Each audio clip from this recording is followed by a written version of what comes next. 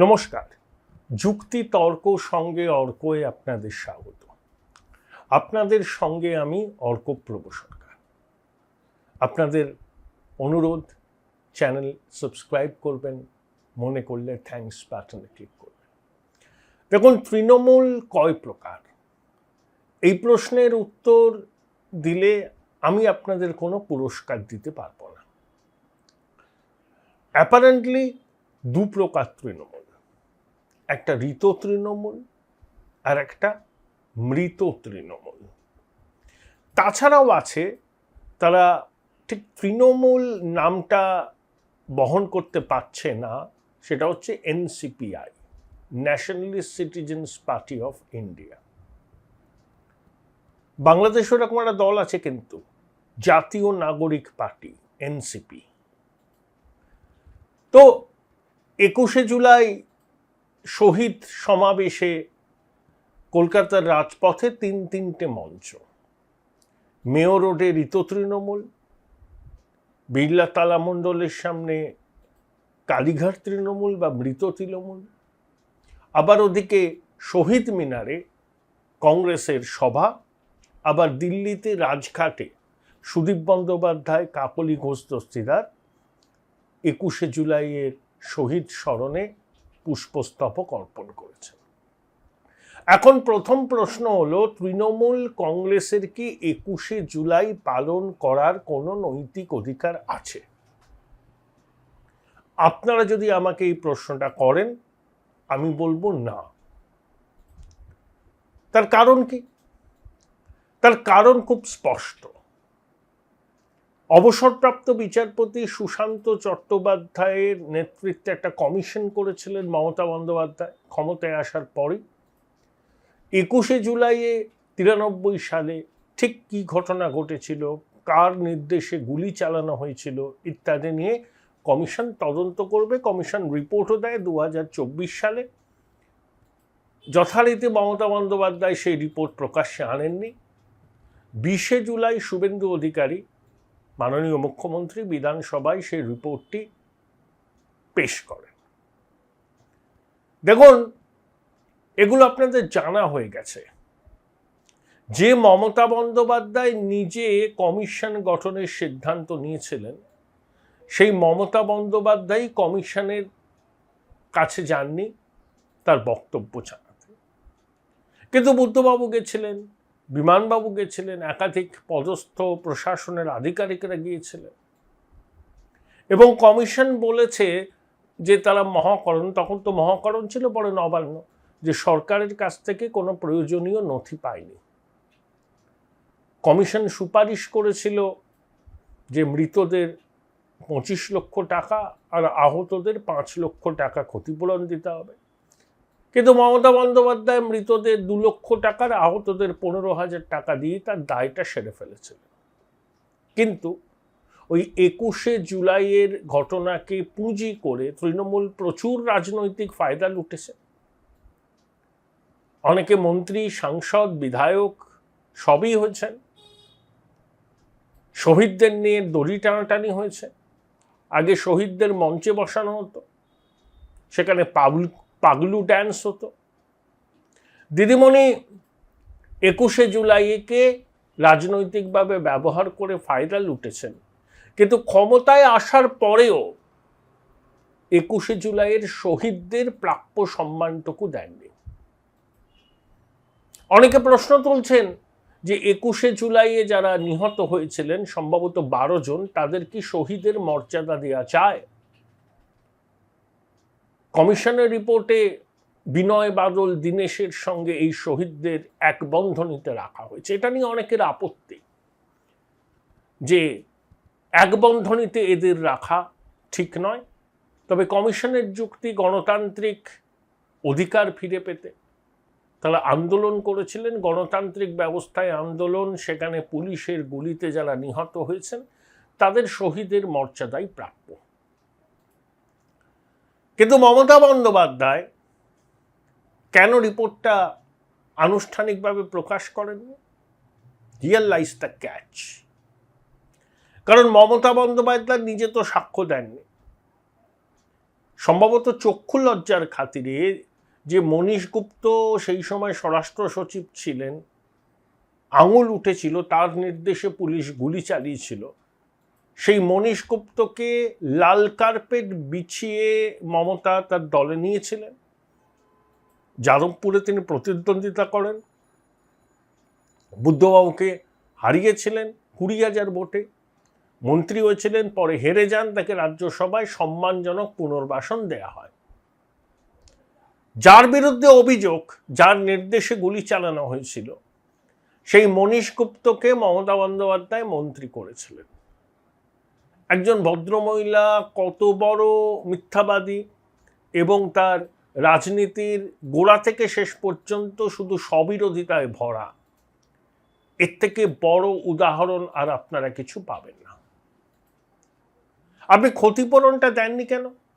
কমিশনের সুপারিশ মতো আহতদের 15,000 টাকা ছুঁয়েছিলেন আর মৃতদের 2 লক্ষ টাকা। আরে বিষ মদ খেয়ে মারা গেলে আপনি 2 লক্ষ টাকা দেন, আর যে শহীদদের রক্তকে পুঁজি করে আপনি দীর্ঘদিন রাজনীতি করেছেন, রাজনৈতিক ফায়দা লুটেছেন, সেই শহীদ পরিবারকে প্রপারলি কম্পেনসেট করবার কথা আপনার মনে হলো না? আপনি তো শাসন ক্ষমতায় ছিলেন। এটাই হচ্ছে দ্বিচারিতা, অর্থাৎ ব্যবহার করো, ছুঁড়ে ফেলে দাও। এটাই মমতা বন্দ্যোপাধ্যায় করেন। তার রাজনৈতিক জীবনের গ্রাফকে কেউ যদি ফলো করে তাহলে দেখবেন বহু মানুষকে মমতা বন্দ্যোপাধ্যায় নিজের স্বার্থে ব্যবহার করেছেন এবং তারপরে ছুঁড়ে ফেলে দিয়েছেন। যেমন মুকুল রায়। মুকুল রায়ের একেবারে বদ্ধমূল ধারণা ছিল যে সারদা মামলায় তাকে জেলে যেতে হবে। প্রবীণ সাংবাদিক সুমন চট্টোপাধ্যায়কে মুকুলবাবু বলেছিলেন যে আমি মমতা বন্দ্যোপাধ্যায়ের কাছে গিয়ে বললাম যে দিদি আমায় তো জেলে যেতে হবে। তখন মুকুলবাবু বলেছিলেন, দিদিমণি তাকে বলেছিলেন যেতে হয়তো যাবে, ও তো আমাদেরই জেল। তারপরেই কিন্তু মুকুল রায় সিদ্ধান্ত নেন যে তৃণমূলটা আর করা যাবে না। অর্থাৎ যাকে একসময় নাম্বার 2 বলা হতো তৃণমূলের, সর্বভারতীয় সাধারণ সম্পাদক, যে মুকুল রায়ের সাংগঠনিক দক্ষতা প্রশ্নাতীত, যে মুকুল রায় দিদিমণির জন্য অনেক কাজ করেছেন, 2011-য় তৃণমূলকে ক্ষমতায় আনার পিছনে মুকুল রায়ের ভূমিকা অনস্বীকার্য। সেই মুকুল রায় যখন বিপদে পড়লেন, মমতা বন্দ্যোপাধ্যায় করে মাছি তাড়ানোর ভঙ্গিতে তাকে ঝেড়ে ফেললেন। এইটাই হচ্ছে কুইন্টেসেনশিয়াল মমতা ব্যানার্জি। তিনি নিজের ছায়াকেও বিশ্বাস করেন না, একমাত্র ভাইপো, ভাইপোর বাবা মা আর ওই পটুয়াপাড়ায় তার বাড়ি যেখানে, তার অন্য ভাইটাই, তাদের স্বার্থটাকে উনি সুরক্ষিত রাখেন।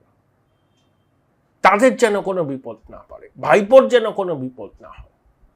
অন্য কারুর প্রতি তার বিন্দু মাত্র দয়া মায়া কিছু নেই। ব্যবহার করো, ছুঁড়ে ফেলে দাও।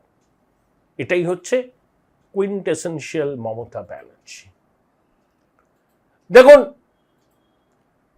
এই দলটা মমতা বন্দ্যোপাধ্যায়ের তৈরি। এখন যা অবস্থা দেখছেন, কঙ্কালসার চেহারা। তাও 21শে জুলাইয়ের সভায় ক্যাথিড্রাল রোডে আদালতের নির্দেশে মৃত তৃণমূল যে সভাটা করছে, সেখানে কর্মী সমর্থকদের ভিড় তুলনায় বেশি। এটা কিন্তু হওয়ারই ছিল, কারণ এখনো যারা তৃণমূল কংগ্রেসটা করতে চান তারা কিন্তু কোনো অবস্থাতেই ঋতব্রত তৃণমূলে ভিড়বেন না। কারণ তাদের মনে বদ্ধমূল ধারণা ঋতব্রত তৃণমূল আসলে বিজেপির তল্পি বাহক, বিজেপির কথায় তারা চলে। তাই যারা তৃণমূলের কর্মী সমর্থক, তারা এই বিপর্যয়ের পরেও যারা সভায় গেছেন, তাদের ভিড়টা কিন্তু কালীঘাট তৃণমূলের দিকে। সেখানেও আহামরি কিছু ভিড় হয়নি, কিন্তু ঋতব্রত তৃণমূলের যা ভিড়, কালীঘাট তৃণমূলের ভিড় তার থেকে যথেষ্টই বেশি।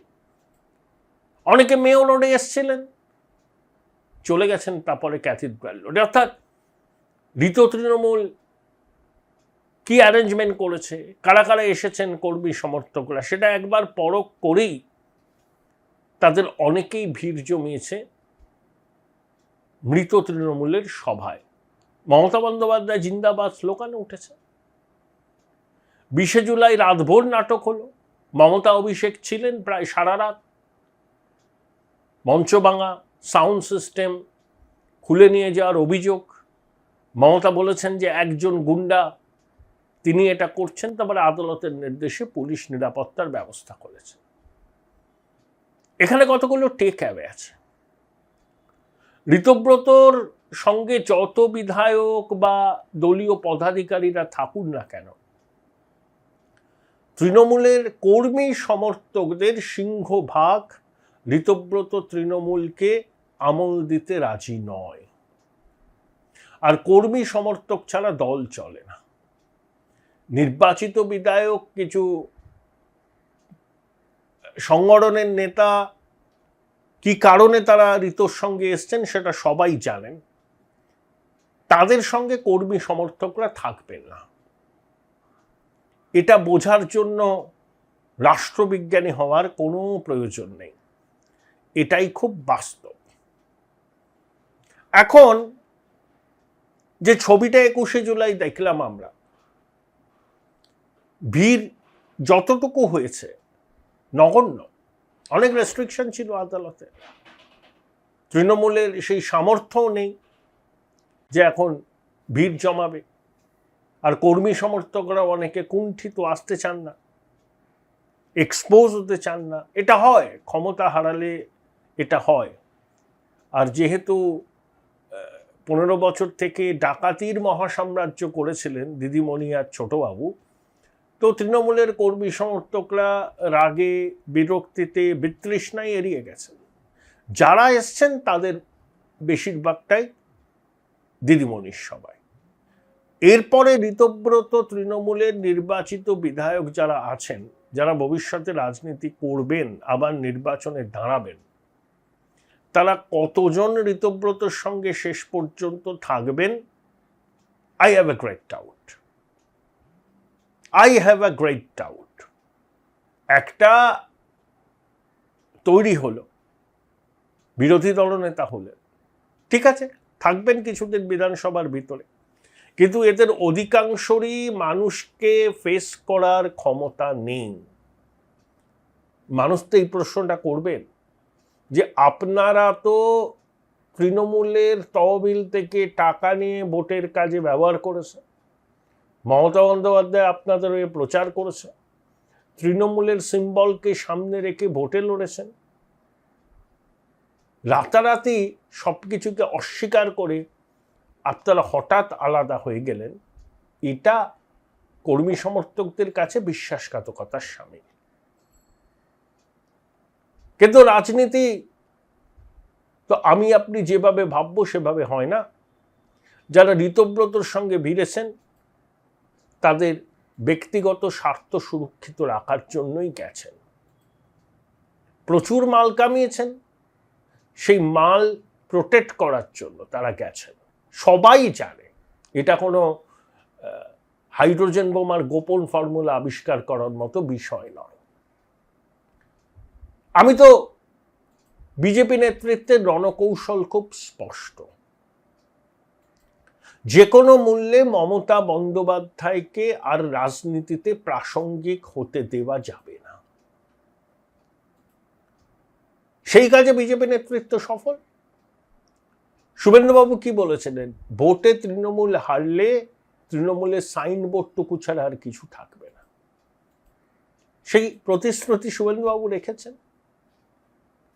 যেভাবে রাতারাতি তৃণমূলের পরিষদীয় দলে ভাঙন, সংসদীয় দলে ভাঙন, তহবিল নিয়ে মামলা, ইডি ঢুকে পড়া, খোকাবাবুর বিরুদ্ধে এক সুরে সবাই তাকে কাঠগড়ায় তুলে এই বিপর্যয়ের জন্য দায়ী করা, সবগুলো থেকে একটা জিনিস স্পষ্ট, যে আগামী দিনে ভূতের ভবিষ্যৎ থাকতে পারে, তৃণমূলের ভবিষ্যৎ নেই। কোনো তৃণমূলেরই নয়, ঋত তৃণমূলেরও নেই, মৃত তৃণমূলেরও নেই।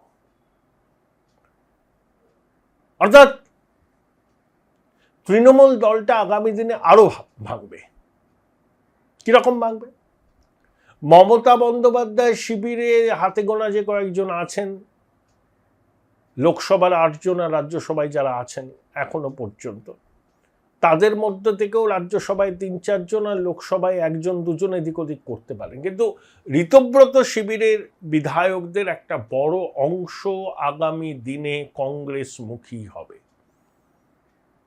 বিশেষ করে সংখ্যালঘু বিধায়করা বা যারা একদম সংখ্যালঘু ভোটে জিতে এসেছেন সেই সমস্ত বিধায়করা, যারা ভবিষ্যতে রাজনীতি করতে চান, তারা জানেন যে ঋতব্রত তৃণমূলের সঙ্গে বেশি গা ঘষাঘষি করলে তাদের নিজেদের এলাকায় মানুষের মুখোমুখি হতে সমস্যা হবে, পারবেনই না, প্রশ্নের জবাব দিতে পারবেন না। তারা কিন্তু একটা সময়ের জন্য অপেক্ষা করছেন। কংগ্রেস যদি দরজাটা খোলে তাহলে কিন্তু অনেক বিধায়ক কংগ্রেসমুখী হবে। দেখুন, ফলাফল বেরোনোর পরেই দিল্লিতে অনেক বিধায়ক গিয়েছিলেন তৃণমূলে, তখনও ঋত তৃণমূল হয়নি, কিন্তু কংগ্রেসের হাইকমান্ড দরজা খুলতে চাননি, তাই বাধ্য হয়ে তারা ঋত তৃণমূলে যোগ দেন। কিন্তু এটা একটা স্টপ ক্যাপ অ্যারেঞ্জমেন্ট, এই অ্যারেঞ্জমেন্ট কিন্তু বেশি দিন স্থায়ী হবে না। একটু পরিবর্তিত পরিস্থিতি আসলেই ঋত তৃণমূলের একটা বড় অংশ বেরিয়ে গিয়ে কংগ্রেসমুখী হবে। আর মমতা বন্দ্যোপাধ্যায় যদি শেষ পর্যন্ত সমস্ত দ্বিধাদ্বন্দ্ব কাটিয়ে মনস্থির করেন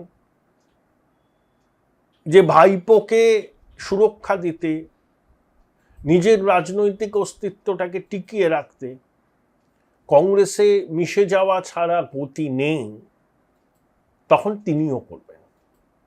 তখন ঋত তৃণমূলের কোনো অস্তিত্বই থাকবে না। দেখুন, মমতা বন্দ্যোপাধ্যায় ভাঙেন তবু মচকান না। তিনি এখনো আশা করছেন যে তিনি ঘুরে দাঁড়াবেন, পারবেন না, পারবেন না। এখানে বয়স কোনো বিষয় নয়। 15 বছর তিনি রাজ্যপাট সামলেছেন। রাতারাতি এমন কোনো বিষয় থাকবে না যেটাকে পুঁজি করে তিনি একেবারে সরকার বিরোধী আন্দোলনকে তুঙ্গে নিয়ে যাবেন, সম্ভব না। আর এমন মামলা মকদ্দমা, খোকাবাবুর বিরুদ্ধে কটা এফআইআর রয়েছে কেউ মনেই করতে পারছে না, এবং খোকাবাবু হচ্ছে দুর্বৃত্ত শিরোমণি। তাহলে খোকাবাবুকে দিদিমণি বেশি দিন কিন্তু প্রোটেক্ট করতে পারবেন না। তার একটা অবলম্বন দরকার। তার পক্ষে কিছু রাজনৈতিক দলের থাকা ভীষণ প্রয়োজন। একে দিদিমণিকে কেউ বিশ্বাস করেন না, কেউ না, অখিলেশও করেন না, কেজরিওয়ালও করেন না। কারণ দিদিমণির মতো রাজনৈতিক গদ্দার খুব কম আছে। কিন্তু সোনিয়া গান্ধী যে প্রপোজালটা দিয়েছিলেন যে মমতা তুমি কংগ্রেসে এসো, সহসভাপতি হও, আর ভাইপোকেও সম্মানজনক পুনর্বাসন দেওয়া হবে, মমতা বন্দ্যোপাধ্যায় একবারের জন্য প্রস্তাবটা উড়িয়ে দেননি। তিনি সময় চেয়েছেন। কংগ্রেসের কোন নেতা কি বলল ওটা দিয়ে কিছু হবে না। সোনিয়া গান্ধী যদি রাজি আছেন তাহলে কংগ্রেসের আর কারুর কোনো ওজোর আপত্তি টিকবে না। বিজেপি নেতৃত্ব তৃণমূলের মেরুদণ্ডটা ভেঙে দিয়েছে, পরিষদীয় দলে সংসদীয় দলে ভাঙন ঘটিয়ে তার তহবিল কার্যত নিষ্ক্রিয় করে দিয়ে ইডি 440 কোটি টাকা ব্যবহার করতে পারবে না, ইডি ঢুকে গেছে। একের পর এক মামলা মকদ্দমা। অভিষেক বন্দ্যোপাধ্যায় আর সংসদমুখী হবেন বলে আমার মনে হয় না, তার সংসদে উপস্থিতি খুবই কম। সুদীপ বন্দ্যোপাধ্যায় তার আসনটাতে বসছেন। তাহলে তৃণমূল অতীত খুব সফলভাবে তৃণমূলটাকে কয়েক টুকরে ভাগ করে দিয়েছেন বিজেপির শীর্ষ নেতৃত্ব। এগুলো সাম দাম দণ্ডভেদ। তাই মমতা বন্দ্যোপাধ্যায়ের আর নিজের থেকে ঘুরে দাঁড়ানো ইম্পসিবল। একটাই উপায় তার সামনে, সোনিয়া গান্ধীর প্রস্তাবে সাড়া দিয়ে তৃণমূলটাকে কংগ্রেসে মিশিয়ে দেওয়া। দেখুন, ভাইপো হয় দেশ ছেড়ে পালাবার চেষ্টা করবেন, নইলে জেলে যাবেন, এর বাইরে কিছু হবে না। অনেকে অধৈর্য যাচ্ছেন, আরে আপনারা তো বলেই যাচ্ছেন ভাইপো জেলে যাবে, ভাইপো জেলে যাবে। হঠাৎ করে হবে। আমি একটা চ্যানেলে অতিথি হিসেবে গেছিলাম, সেখানে প্রাক্তন আইপিএস নজরুল ইসলাম ছিলেন। নজরুল ইসলাম বললেন, এরকম ডাকছে একদিন ফট করে আটকে দেবে, ভাইপোর জেল হবেই। সেটা দিদিমণি জানেন না তা তো নয়, কিন্তু স্নেহ ভীষণ বস্তু, দিদিমণি সর্বতভাবে প্রোটেকশন দিচ্ছেন ভাইপোকে এবং বলেইছেন না বাঘের বাচ্চা, ওর বিরুদ্ধে ওঠা অভিযোগগুলোর এখন কোনো গুরুত্ব নেই। অর্থাৎ ভাইপোর পাশে দিদিমণিকে থাকতেই হবে। ভাইপো যদি বলে বসে আমি যে ডাকাত সেটা দিদি তুমি জানতে না, তোমাকে বলেই তো আমি ডাকাতি করেছি, তুমি একবারের জন্য আমাকে বকাচকা করেছো, করনি তো, তুই বলেছো বাবু লুটে নে, আমি তো আছি মাথায় ছাতা, আমি তাই করেছি। আমি ভক্ত রামপ্রসাদ, দিদি তুমি ইচ্ছাময়ী তারা। ভক্ত রামপ্রসাদ ইচ্ছাময়ী তারাকে কি বলেছিলেন, যেমন চালাও তেমনি চল।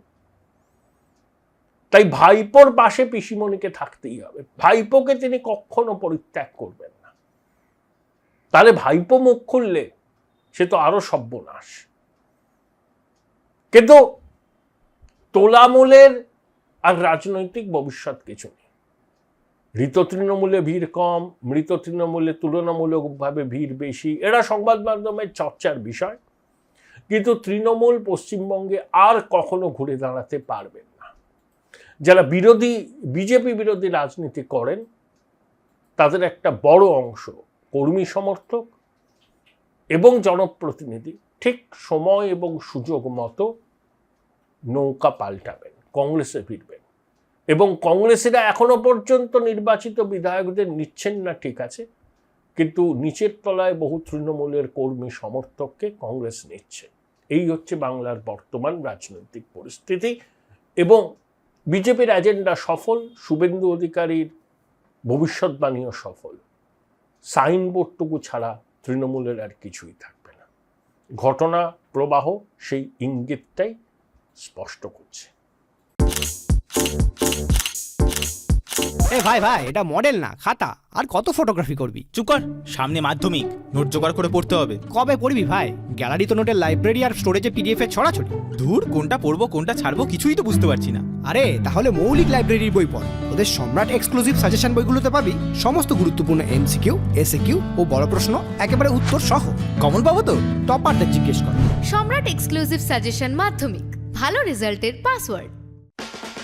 উচ্চ মাধ্যমিকের পর উজ্জ্বল ভবিষ্যৎ গড়তে NCHMCT পর্যটন দপ্তর, ভারত সরকারের hospitality and hotel management, Paschimbanga সরকারের মাকাউটের BBA BCA, fashion design, aviation tourism, culinary arts পড়ো SBI HM কলেজে। স্টুডেন্ট ক্রেডিট কার্ড ও ব্যাংক লোন পাবে SBI HM এ পড়লে। কোর্সের শেষে SBI HM দেশ ও বিদেশে চাকরির ব্যবস্থা করে থাকে।